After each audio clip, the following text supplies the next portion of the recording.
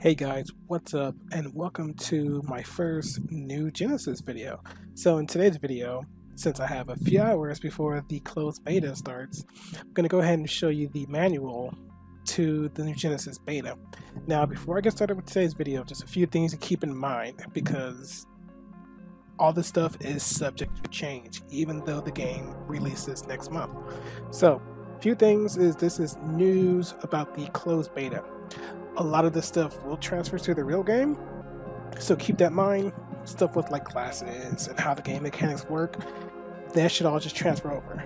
The news you're seeing here and everything I'm going to cover right now, again, some of the stuff may change in beta. That's why they do a beta, just to test the stuff. So I'm going to go over just the game basics, just for people who are not going to be able to play this. I don't know if there's any slots open left. They didn't make any news about them saying they run out of slots, so if you're watching this video before the beta is released, which for me is about 3 hours or so, see if you can get in. Of course, you have to download the Insider app and stuff like that. But anyway, I will link the website down below in the description if you want to check this out on your own, or if you just want me to go over this with you real quick. I'm just going to touch base on a few things. That'll be no problem, so I'll go ahead and get started. So first things first is there's just a few things to note. As they were talking about live stream, there's no perfect attacks, so you could just attack at your leisure. No more having to time attacks. I know people were just not happy about that system, and well, you know, they've been in almost every single Phantasy Star game, and you know, I've grown so used to it, but now you don't have to really worry about that anymore. So I won't cover everything over here, like character creation. I won't worry about that stuff. So just a few things with the weapons and armor, just some things people will just really want to touch on. So with weapons and armor, it works pretty much the same, just how it does in PSO2 right now. So you got your stats where you can put it on your sub palette, you know, equip your weapons, the different types of weapons and stuff, assigning the photon arts, all that stuff. So it's pretty much the same as in PSO2 right now, so it should be very familiar for you. Classes is the same way. There's Hunter, Fighter, Ranger, Gunner, Force, and Techer right now. So those are just the 6 classes we have to set right now. They haven't mentioned anything about future classes, but I don't know about Summoner. Maybe, who knows? Again, this is 1,000 years after the Oracle, so who knows? So they have everything about Hunter, Fighter. If you've played these classes in PSO, they pretty much works the same way. So classes will use the same type of weapons. I know they started showing the Partisan for Hunters, which are actually very useful now. I'm just saying more people are going to use them versus PSO2, so we'll see about that. And like I said, they're just going through all the classes, Rangers, mid-range. Again, if you've played PSO2, you'll know all these. Blight Rhinos is still in here, its bosses and such. Gunner's got the same thing with TMGs, and chain triggers are in here and stuff like that. So pretty much all the stuff from PSO2 is here. So Force, I know Forces has changed a lot, which is what I'll be using when I played the game for the first time, as I always start PSO2 with Force. I don't know why. And then Techer, of course, you know, shifted D-band and stuff like that. And they have Photonic Fury, which is called Very debuffs. So pretty much what's in line with PSO2 right now is in this game. Of course, you can do, there are 2 classes, main class and subclass, and then again, works just the same as PSO2. So a lot of this stuff is going to work the same, besides a few other things. So tasks are the same thing we have in game. Missions, you got daily tasks, you got your weekly, you got your limited time, you got your side and your main. So we know nothing of the main story of this. We just know there's dolls and they're evading. We don't know. So next month or closer to launch, we'll maybe know more about the story. As of right now, we know nothing about the story.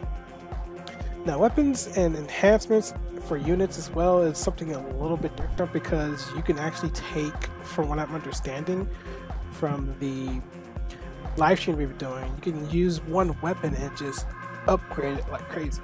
So you can get it to new stars and stuff. Of course, the new currency is in Meseta. So a lot of people wonder why they couldn't transfer the old Meseta from the old game. And you know, just new grinders. And then, of course, it's the same enhancement process, just a little bit different. So limit breaking is the new one, where you can increase your enhancement limit, and then materials and Meseta and stuff like that. So of course there's augments in the game. Weapons have potentials. Multi-weapons have 2 different abilities, such as a sword and rifle together. So that's really new. And then multi-weaponization and stuff like that. So something new in the game. It's gonna be very interesting.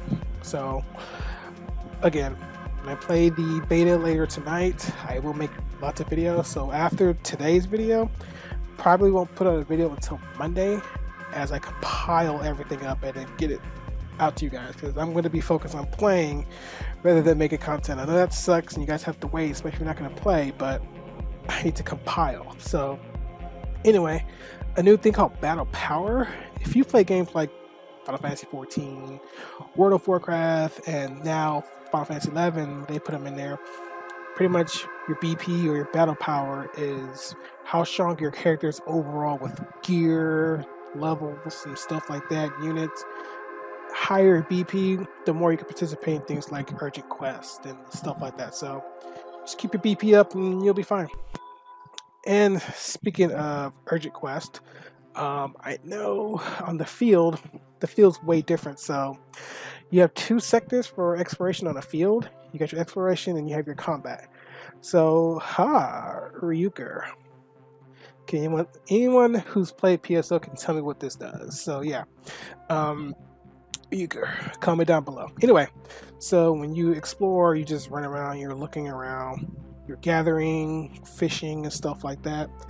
And then high-level boss enemies can spawn. So the way how this game is open area, that's really interesting. I can't wait to just go into here. So as you can see, this little screenshot, you got Central ALO with the pickaxe on there saying you can gather. So pretty much it's an exploration area. Combat is, you know, of course, there's dangerous enemies, multiple spawn enemies and stuff like that. E markers or enemy markers will let you know where they're going to spawn and stuff.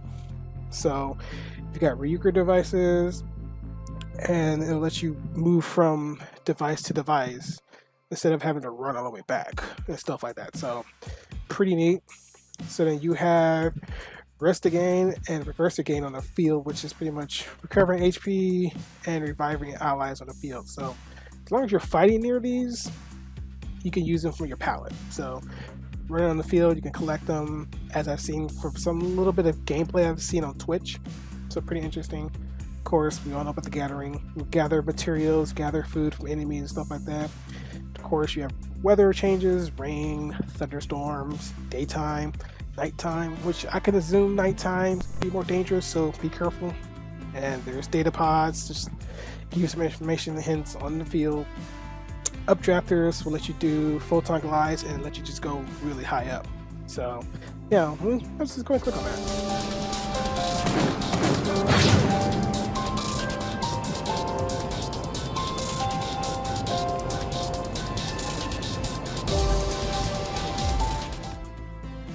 Now see, just for the little clip and just showing that scale in the background, it's just really nuts.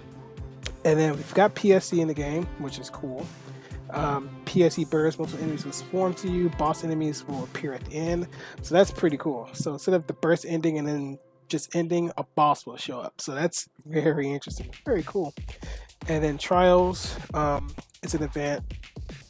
Exploration sectors, combat sectors, they're pretty much like how they are in PSO2 right now, but they'll be like bosses and strong enemies and such. And then you have your region mag, so looks like a mag, but it's just really big. And then you pretty much just sharing your information with other arcs in the field, so that's pretty cool. And then Photon Blast, when your PB is full, self-explanatory, you know what PB blasts are for. And then stuff with your palettes, it's pretty much stuff on your palette is the same as PSO2, so it even says right there. So if you're familiar with palettes, you'll be fine on that end. And then controls, I won't get into the controls. You can kind of monkey with that because even I don't know too much about the controls. There's one more thing I want to talk about before I end this video, and that's the urgent quest in the game. So urgent quests just suddenly appear just like they do on PSO2. You get a 15-minute timer before it starts, and then you pull up your map and it'll tell you where it is. So yeah, it's a big map.